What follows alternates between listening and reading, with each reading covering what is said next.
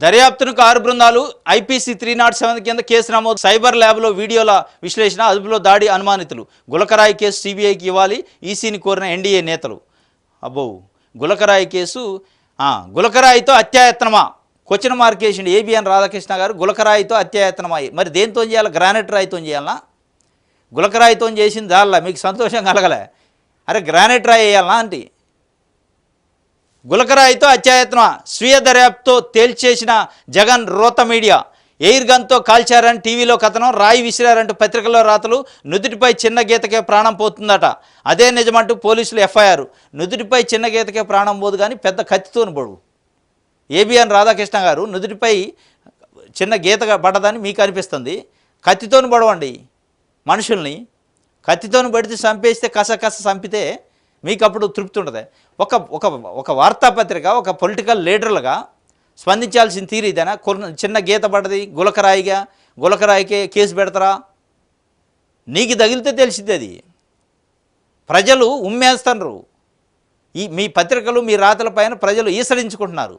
అంటే కొంతమంది ఉండొచ్చు, మీ భజన చేసేటోళ్ళు కొంతమంది ఉండొచ్చు, వాళ్ళు ఓహో చాలా బాగుంది అనుకోవచ్చు. కానీ మెజారిటీ ప్రజలు ఏపీలో ఇలా మీ యొక్క విచిత్ర చిత్రాలని ఈసడించుకుంటున్న పరిస్థితి. ఇప్పటికైనా బుద్ధి తెచ్చుకోవాలా?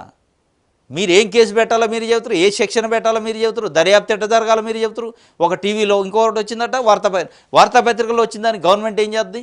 జగన్మోహన్ రెడ్డి ఏం చేస్తారు? నువ్వు రాసిన అడ్డగోలుగా నువ్వు రాసింది అయిపోద్దా? ఇంకొక ఆయన రాత్రు ఇంకొక ఆయన రాసింది అయిపోద్దా?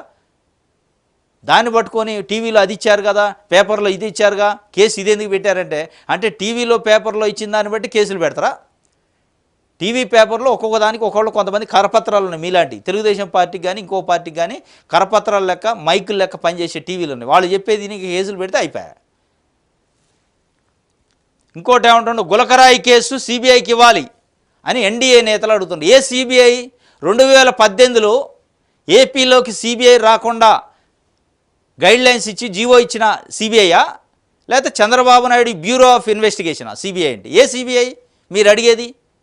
2018లో ఎన్డీఏ గవర్నమెంట్ నుంచి బయటకు వచ్చిన తర్వాత చంద్రబాబు నాయుడు గారు సిబిఐని బ్యాన్ చేసిండు, ఏపీలోకి రావద్దు అని చెప్పి. ఆ సిబిఐయా మీరు అడిగేది? మీరే కదా ఆ సిబిఐ మీద నమ్మకం లేదు, నరేంద్ర మోడీ చెప్పు చేతల్లో ఉండే సంస్థ అన్నది, దానితోనా మీరు అడిగేది? లేకపోతే మీది ఏమన్నా Chandrababu Naidu bureau of investigation అని ఒకటి ఉందా, సిబిఐ? లేకపోతే ఏబిఎన్కి ఇవ్వాలన్నా? ఎన్డీఏ నాయకులు అడిగారట. మీరేంటంటే చిన్న గీత దానికి ఏమైంది? అసలు గులకరాయికి ఎంత భూమి బద్దలైందా అని మీరే స్టేట్మెంట్లు ఇచ్చాక మీరు సిబిఐకి ఇవని అడగడం, అసలు మీకు ఎక్కడుంది అర్హత సిబిఐకి ఇవని? తెలుగుదేశం పార్టీకి కానీ ఎన్డీఏ కూటమిలో తెలుగుదేశం పార్టీకి లేదు అర్హత. ఎందుకంటే ఇదే తెలుగుదేశం పార్టీ సిబిఐని బ్యాన్ చేసింది ఏపీలో 2018లో. ప్రజలందరూ గుర్తుండే ఉండాలి. 2018లో సిబిఐ రావద్దు, ఇన్కమ్ ట్యాక్స్ రావద్దు, ఈడీ రావద్దు అని చెప్పి బ్యాన్ చేసింది. ఆ సిబిఐతోని ఇలా మరి మీరు పొత్తు పెట్టుకోగానే సిబిఐ మంచిది అయింది, మీరు పొత్తు లేకపోతే సిబిఐ మంచిది కాదు. మళ్ళీ అదే సిబిఐతో దర్యాప్తు చేయాలట. దేంతో చేస్తుంది తేలాల విషయాలేంది.